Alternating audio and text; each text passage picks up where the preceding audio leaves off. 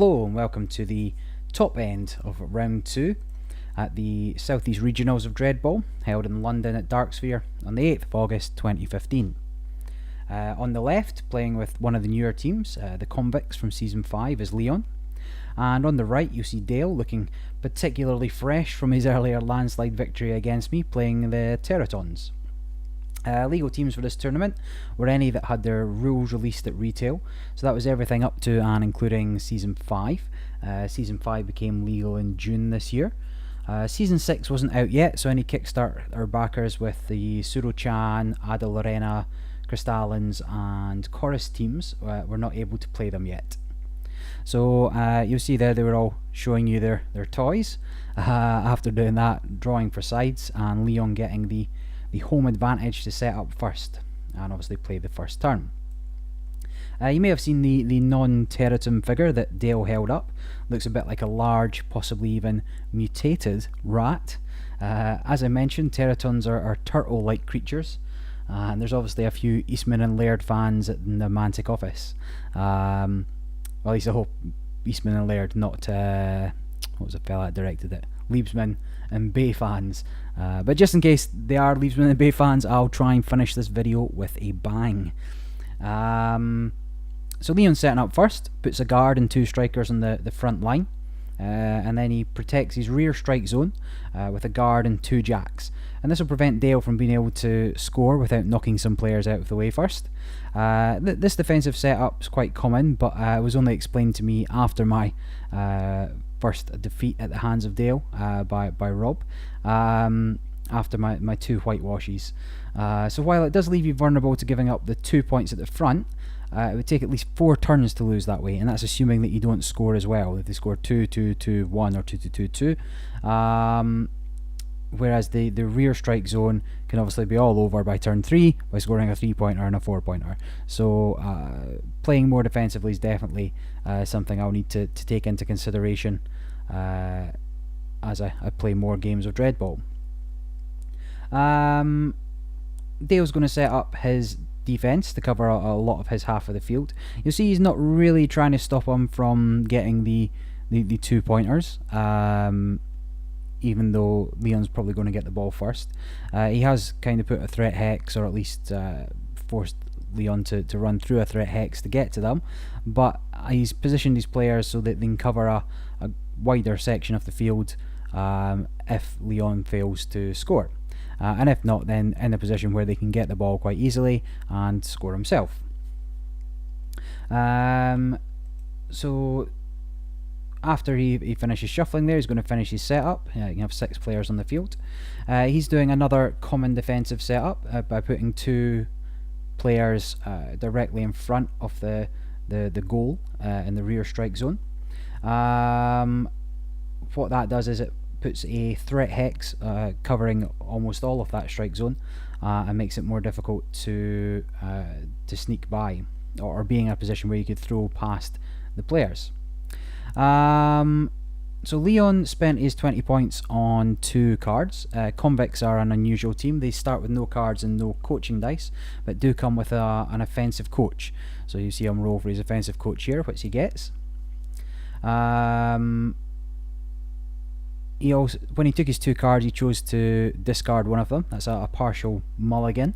You can do that. It's an option available before the start of the game, but after drawing cards, any player can take the option to discard some or all of their cards and take a replacement. So it looks there like he's been a stand-up immediately without rolling for it card, obviously confident in his ability to take on the mights of the Teratons with some heavy hitting of his own.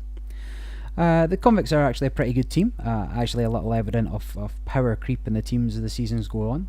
The guards have a strength roll of 3+, as well as threatening, and convict shot callers, which I'll cover a little bit more later on.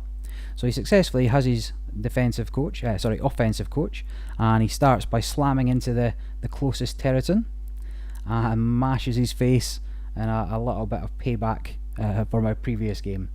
Dale rolls for his defense, his armor rolls, doesn't get them, and is off for 2 turns. Leon continues his rampage up the middle of the field there, and hitting the first Teraton in the rear strike zone, Slams it, but not to great effect this time. Only gets it to turn and face him. If you roll a tie, if you both get the same number of successes, all that happens is your opponent will turn to face you. But Leon, being better at this game than me, realizes that this is going to open up a scoring opportunity. It's removed the threat hex from the strike zone that he can stand in and score from. So he runs up, picks up the ball, gets the double, which allows him to take a free run action, gets into position, then uses his action to throw a strike, which he doubles, generating a 2 fan checks, which he cashes in to get a coaching dice immediately. So pretty good first turn there. He's managed to take a player off for 2 turns and score 3 points and get a coaching dice. So all in all, very strong start from Leon there. Just end the turn actions, moving the ref, and then Dale's turn. So Dale rolls for his offensive coach, which he gets there, and then put the ball into play, launch a new ball into play. Now Dale rolled his skills on you for this game. As I mentioned in our previous game, your skills aren't static if you've paid for them in a tournament. They're rolled fresh every game, but unfortunately he missed his skill boosts again and instead got 2 speed boosts on his jacks. Not what he wanted, and with 66% chance of getting the skill boost, again quite unlucky. So now he's just working out how best to continue. He can obviously get a fairly easy 2 points, but you can't keep giving up 3 pointers without scoring some yourself, or else you'll eventually get into a position where your opponent just needs a 3 pointer to win. So he rolled his offensive coach, succeeded. He can give a player a 3rd action this turn. So this means he can get up to the rear strike zone and be able to do a bit of damage, which seems like what he's going for here. I'm not racist, but I can't actually tell the difference between the Teraton Jacks and the Teraton Guards. I think that is a guard that he's run up there with. See how many dice he rolls. 5 dice, yep, so it's a guard that he's gone up there. Slammed into one of the Jacks, and if he manages to take him off, that will open up a scoring hex for the Jack to come into and score 3 points as well. So actually pretty powerful slam there, taking the Jack off for 3 turns, generating a fan check. And now he's going to just see what happens. So an event played there. It was the ball shatters. That shouldn't happen. What happens when that event comes into play is the ball is returned off the pitch and relaunched, so that will be regardless of where it is. Now it's not making too much difference here. All that happens is it moved one sort of starting hex over, but if the player had the ball and you were deep into your opponent's half, that could cause sad faces. Very powerful event, and losing the ball when you're on your last action about to throw can really sort of swing the game quite significantly. So he goes to pick up the ball, he doubles, managing to get an extra movement, and now he's going to try and get the 3 pointer. So second action to move up, and the 3rd action to take a shot. Can't see the second dice there. Nope, manages to double. So scores the 3 points, generates a fan check, and gets a coaching dice. And so a double fan check there for the double action. 3 pointer. A 3 pointer would generate a fan check, and any doubles generate a second fan check. So very solid. Couple of turns from 2 good players. Much better than any of the nonsense you've probably seen from me so far. If you do want to show any new players a video, I'd recommend starting with this one and not my previous 2. Here they're just finishing up the end of round actions, moving the referee. Dale perhaps a little scared that there's going to be some fouls going on at the back, so moving the referee into sight. And then Leon starts his turn, rolls the offensive coach, which he gets, and puts the ball into play. Now here he's just planning out his turn, deciding what order to do things in.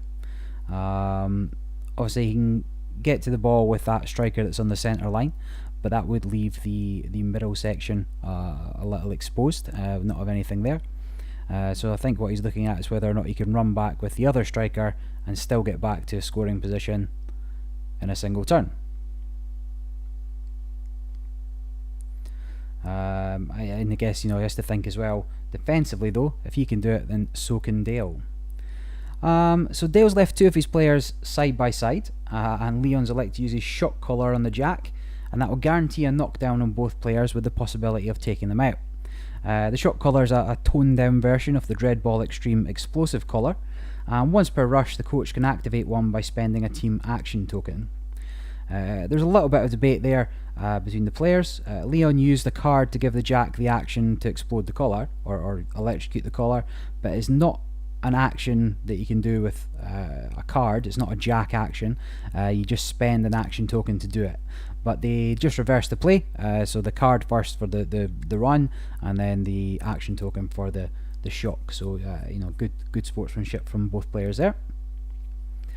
So the shock collar electrocutes the player that activates it, and they go off for 3 turns, but also electrocutes any adjacent player. Then you roll 3 dice for each player, and for every 5 you do 1 damage, ignoring armor, so there's no save rolls. And as you can see, even if there's no damage caused, the other players are knocked down. So Leon's managed to send himself off for 3 turns and not send any other player off, but with the 2 players knocked down, that could work out quite well for him.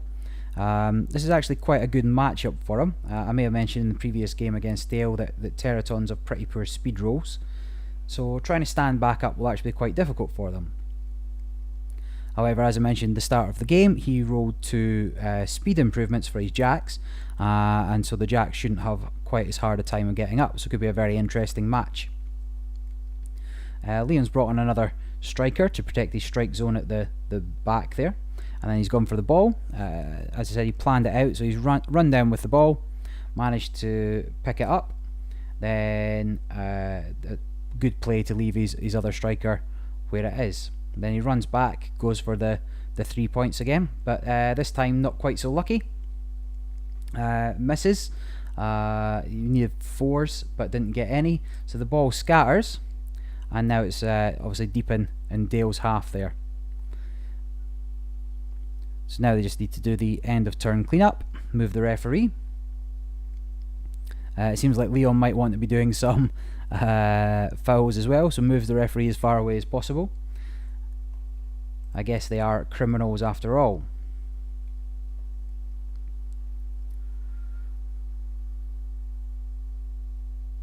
So now Dale needs to start his turn, rolls for his offensive coach, doesn't get it. Looked like a whole bunch of 2s and 1s there.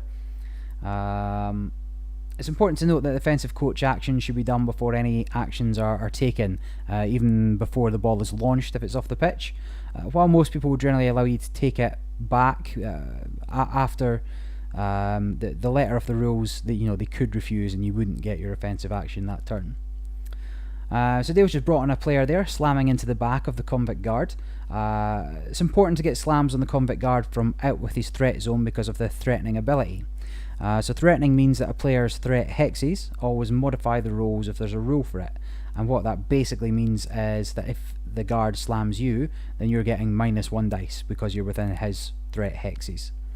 As you see there, it doesn't really pay off for him. He only manages to get a push. He got 5 successes to Leon's 3. So now he needs to decide what he wants to try and do next. With the ball so far behind, he needs to consider how he's going to get the ball and get it further downfield there. There he teleports and slams into the striker, lessening the possibility of the striker being able to score next turn if there's any mistakes made. But the striker manages to dodge, getting away, and will open himself up to trying to get the ball next turn unless Dale manages to pick it up. So this position is quite a good example of why it's a good reason to leave a jack or a striker in the rear strike zone. Often your opponent will go for a shot and miss, leaving the ball scattered at the rear of the pitch. If you only had a guard defending, then they don't really help much more with protecting the goal, and they can't have a run interference card played on them, and then they can't go pick up the ball to get rid of it. With an upgrade, there's this type of guard, the keeper, which can pick up the ball and perform a punt action. A punt basically lets you throw a ball to any hex, and then it scatters, ending your rush.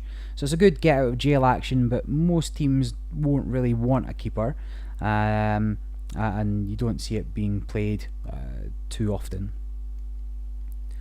So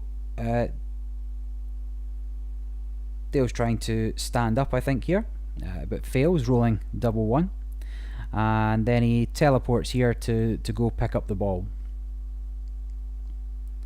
Obviously hoping to double, but doesn't, and in fact doesn't even manage to pick up the ball. So the ball is going to scatter. It goes ahead, bouncing off his other player, and then scatters off to closest to the camera there, and significant bounce going all the way to bounces off the wall and all the way back. So that ends Dale's rush. The ball is in a very dangerous position, and although he's managed to keep the score 0-0, well, nil, he's going to have to be very careful not to give up 3 or even 4 points here. Yeah, I think that was twice in that turn that Dale rolled Snake Eyes. Not a good turn for him at all. So I spoke about the Teratons in the last game with Dale. Worth going into the Convicts a bit more. As I mentioned, they're a new team for Season 5, and they have like an equivalent team in Dreadball Extreme. The fluff for Dreadball Normal sees them brought in for like an exhibition match against the Trontech 29ers, where they kidnapped the cheerleaders and showed it all on TV. But instead of having sort of real criminals and hardened criminals, they were given sort of, pre-dirtied uniforms and carefully ripped holes. It's a crafted image. They're not quite as hardened criminals as you might expect. We've seen the shock collars. They are a toned down version again. In Dreadball Extreme they have explosive collars, which would actually kill the player. In this, obviously, it just sends them off for 3 turns, which is quite a penalty. But when you can do something like what Leon's doing here and take down 2 fairly hard hitters, it can be worth it. Now, you can't kill anybody with a shock collar. You only get to roll 3 dice, and so the most they can ever be off for is 3 turns. And I'm not actually sure whether or not it would generate a fan check, but he does manage to send off 1 Teraton there for 1 turn, and you need 5 pluses, but didn't manage to get it there. So he's opened up the play to potentially get a 4-pointer here. However, with only 2 actions left, his guard is in the way, and I don't think he's got enough actions to move him, go get the ball, and then run and throw. If he doubles here, I guess it would be possible, but rather than rely on that and have taken the move action, he's just going to go for the 3-pointer. So he's in position, uses his last action to go for goal, gets 3 dice, so 3 plus 1 for being a striker, minus 1 for small target, and manages to double again. So here's going to generate 2 fan checks, 1 for the 3-pointer, 1 for the double, and get himself another coaching dice. So very exciting first few turns in the game. Leon 3 up at this point, and the middle of the board's looking very sparse. So back to the Convicts, they're human, so they're pretty down the middle stat line. They've got access to jacks, guards, strikers, and that provides them with the same kind of flexibility that the other human teams have. The guards are quite strong. They only need 3 pluses, the biggest and burliest players there. In fact, are Convicts human? I don't know. Somebody can clarify in the comments for me. I think the guards might not be human, but I think most of the players are. But yeah, so the guard's strong, needing sort of 3 pluses, and with their threatening skill, usually means that whoever they're slamming gets -1 dice to their defense, so they can hit pretty hard and take players out quite easily. The guards also have the shock collars, but it doesn't make as much sense to use them and send them off for 3 turns unless it's absolutely necessary. But otherwise, they've got move 5, speed 4 pluses, armor 4 pluses, and a convict team will start with two guards. Jacks are very much down the middle, same as the corporation, 5 movements and 4 across the board. But they're the main users of shock collars. They can open up scoring opportunities for the strikers or eliminate threats at the back half of the pitch. The strikers are the same as the corporation strikers, 5 move, 4+ rolls except for their armor, which is 5+. And again, they also have the shock collar, but as your main ball handlers, you perhaps don't want to use them for that. So Dale, being 3 points down, after bashing that striker in his main strike zone, goes for the ball. He makes a dash and then gets it, and then puts himself into a position to score 2 points. But he's got 2 actions left and decides to make the most of it, getting another slam in here. This is obviously a safe action if he were to take the shot. In fact, even if he made the shot, that would be the end of his rush, but if he missed the shot, that would also be the end of his rush. So using up all your actions in a rush is definitely recommended, certainly if it can help advance your sort of board state a little. So he only gets a push. His Teratons not being quite so what's the word I'm after, dominating in this game as he was against me. But then he takes a shot, doubles it for 2 points, and generates a fan check which draws an event. So now we just need to perform the end of turn actions. We're halfway through the game almost, and I don't know if they're going to move the ref yet, so moving back. Although no fouls seem to be getting committed yet, but it's worth the referee being up close and personal. So you notice actually Dale should have probably moved his player from the sim bin into the reserves there. People forget it all the time, but it's usually caught by the start of their next turn, and most people are very gracious at letting you just go ahead and do that. So Leon just started his turn there. He did the offensive coach.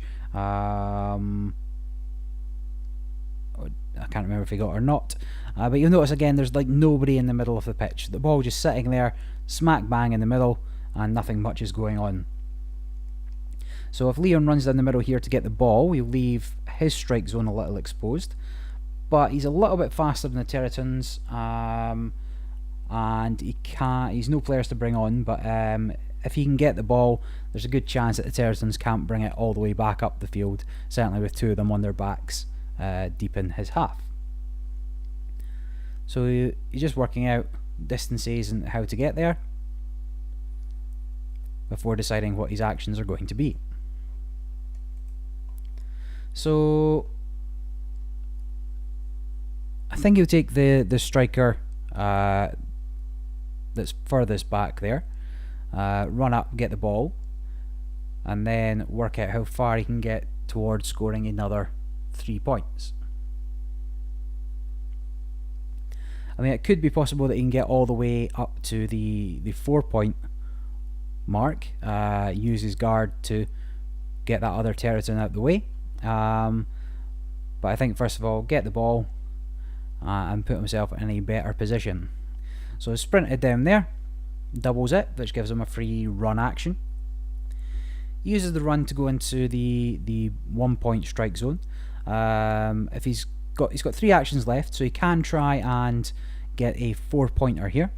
If he uses his guard to come in and hit the Teraton guarding the rearmost strike zone, he can get onto the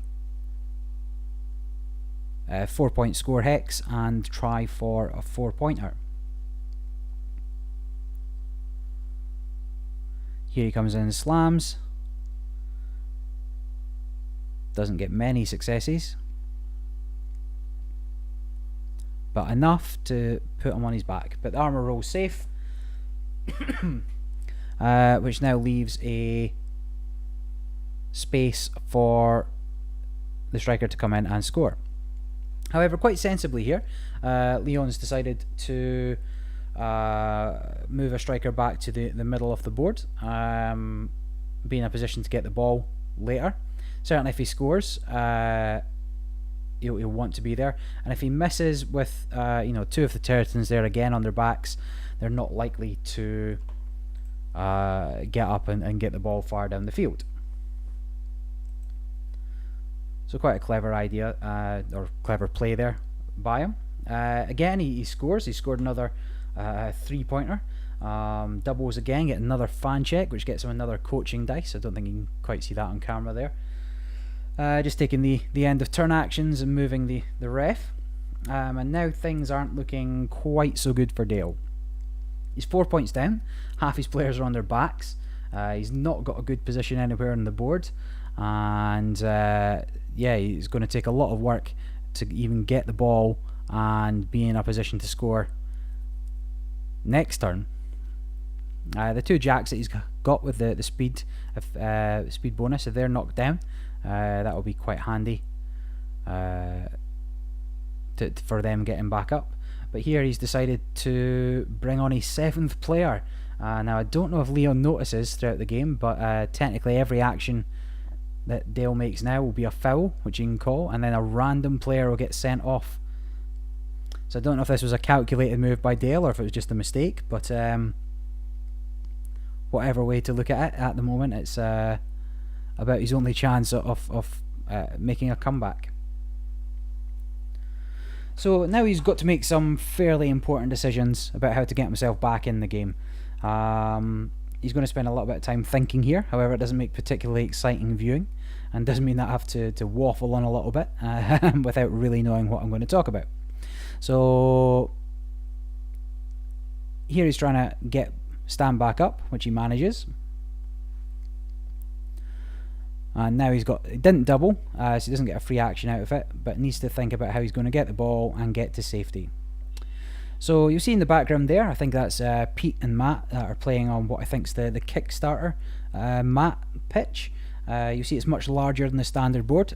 Comes with areas for cards, discards, the coaching dice. There's a handy number tracker for you to put your actions token on. So if player 7's taking an action, you can put an action token there, and then put a second one on if it takes a second action. It's a good way of keeping track of what's going on, and help remember which player numbers have activated during the rush. It does roll up quite nicely, but it doesn't fit into the main box. I do quite like it, but I'm not sure I'll get one myself. If I were to go for a playmat, I might think of a couple of different design decisions that I would make, but it was very nice, and a shame I never got to play a game on one. There's actually quite an active mod scene for things like boards. People like customizing their Dreadball setup. You can actually find a pretty active community over on Facebook if you do a search for Dreadball Fanatics. I'll be posting this video up there later. Almost 2,000 members, so fairly active community, and a lot of people that play and like Dreadball. So although he can't hear it, the cogs are whirring in Dale's mind. He can't leave himself vulnerable to another 3-pointer being scored. He really needs to get the ball down to the other end and ideally score. Whether he takes a 2-pointer here, which will definitely save him from losing next turn, and then tries to stand players up, or whether he goes and tries to get a 4-pointer to tie the game back up.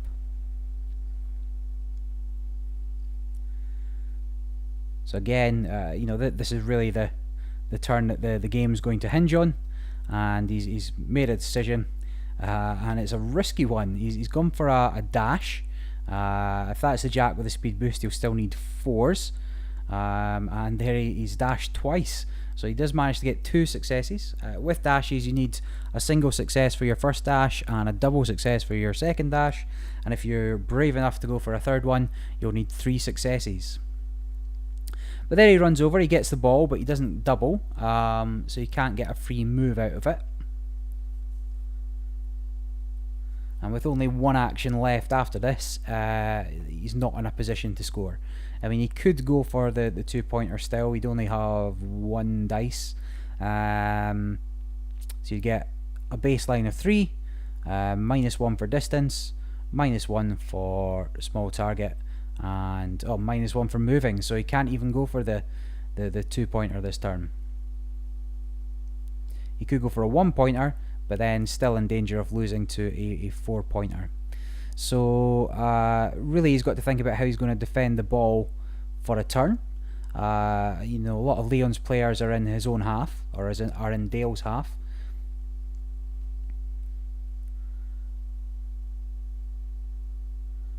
Here he tried to stand one of his players up, and he's got another action left.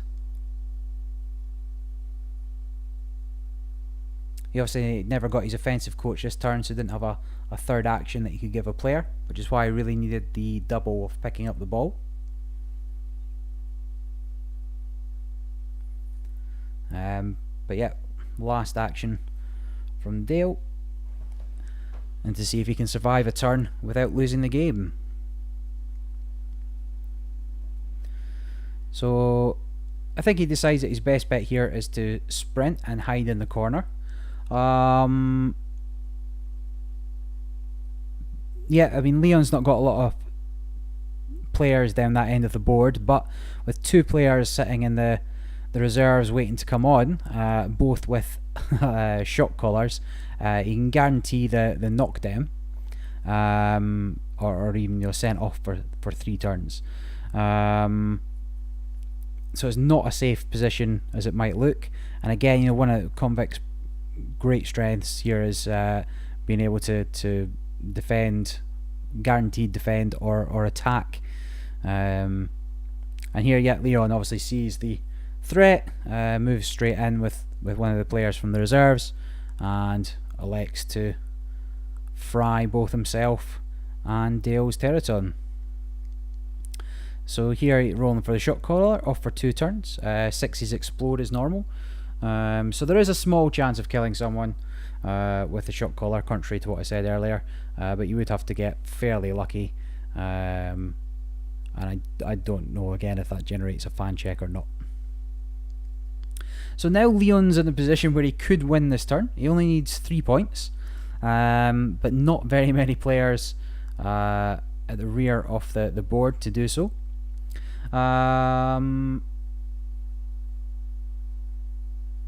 He's going to go for it. He's got the ball. If he can get the ball and double here, which he does, gets a free movement, moves part of the way down. He could attempt to throw the ball to the striker in the middle. If he doubled that, he'd get to walk up to the 4-point zone, and then if he moves his guard out of the way, that would be wide open. Obviously, instead of moving out of the way, do a slam on someone just in case. But the alternative, I guess, would be to try and get up there with the striker that already has the ball. I don't know if he can sprint that far. I think he's working it out. And because he got offensive coach this turn, he can give it a third action. So I'll no doubt he'll consider his options here very carefully. To get to the 4-point zone, it would be 1, 2, 3, 4, 5, 6, 7, 8, 9, 10, 11, 12, 13, 14, 15 move. So he'd have to sprint and then take a third action in order to run and throw. So that would leave him with only 1 dice with a striker to try and score a 4-pointer. Not unheard of, and as I said, although we can't see it, he does have a coaching dice just off the screen. So 2 dice to score on 4 plus is an option. Have a very reasonable chance at doing so. So now he just needs to decide on exactly what he wants to do. And I think it is going to be the sprint play here. Off he goes. Then the run to get into position for the throw. Of course, he only needs the 3 points, not the 4 points, so he doesn't even need to move the guard out of the way. Takes the coaching dice, makes the roll, and scores. Single 5, enough to close out the game, generate a fan check, and that's it. So a phenomenal second round from both those players there. It was a very much more exciting game, much more pretty much how Dreadball should be played than any of my efforts so far. And we'll see some more from Leon in the coming rounds. Alright, thanks for watching, and we'll be back with more Dreadball soon.